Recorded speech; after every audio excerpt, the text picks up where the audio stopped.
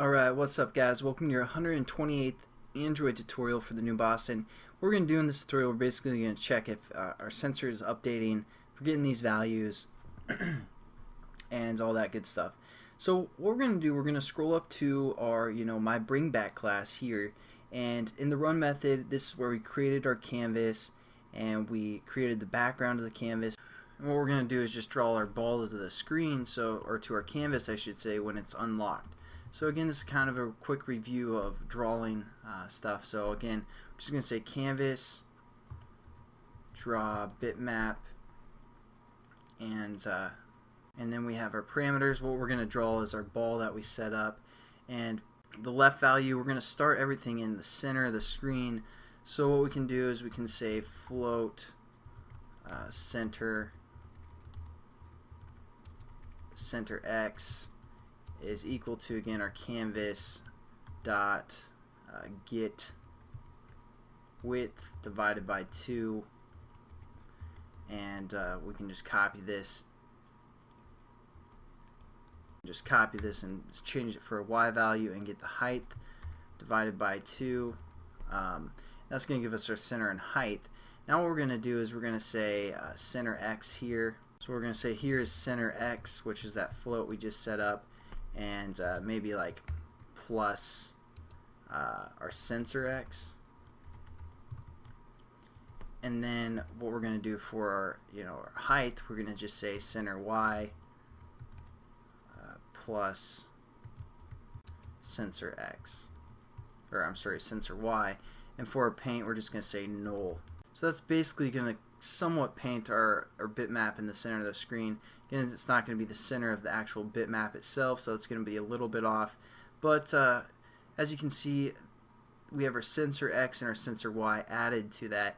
But basically the problem is this sensor is only, it varies from like 0 to I believe 40 is the amount of force that you can apply to it.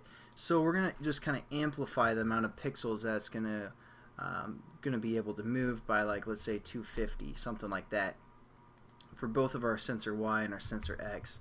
So 250, and we're pretty much done with this tutorial. Just one other quick thing is, since we registered our listener, we want to maybe create a on pause method and unregister it so it's not always playing. So I'm just going to go to source override and then just on pause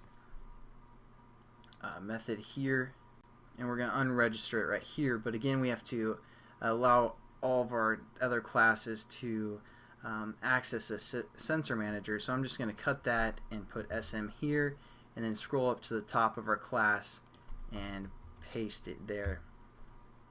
So now we can refer to that SM within our pause method. So we're just going to say unregister listener, and we're going to say this for the context, or for the listener that we're unregistering.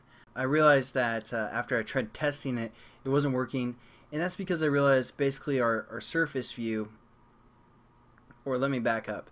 What I did is I created a new bring back surface called our surface view again, because again my bring back surface won't run until we have this, because everything is set to false to start with, until it hits the resume method. So what I did is, and that's when it's going to create our new thread that we're going to draw to.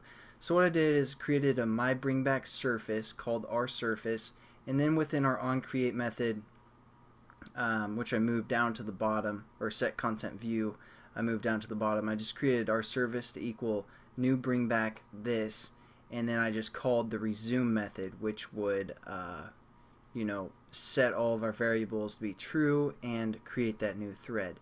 So if you guys are following along, you want to make sure you want to do that, and then we set our content view after we called this resume method, and I'll show you guys what it looks like.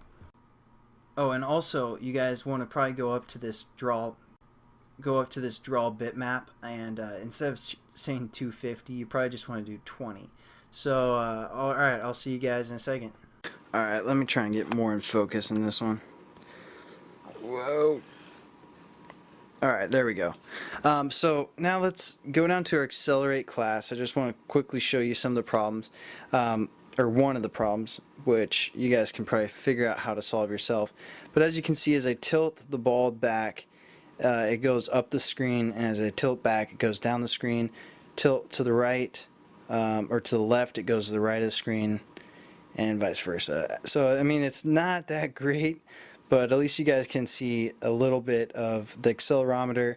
And one of the problems that we're going to have is if we tilt it all the way over, it's going to try and readjust our screen, and it's not going to like that and force close our program. So you can either set the screen orientation to be fixed or whatever you guys want to do to solve that problem, but I'm not going to probably show a tutorial on it because I bet you guys can figure it out yourself. And I'll catch you guys in the next one. Have a good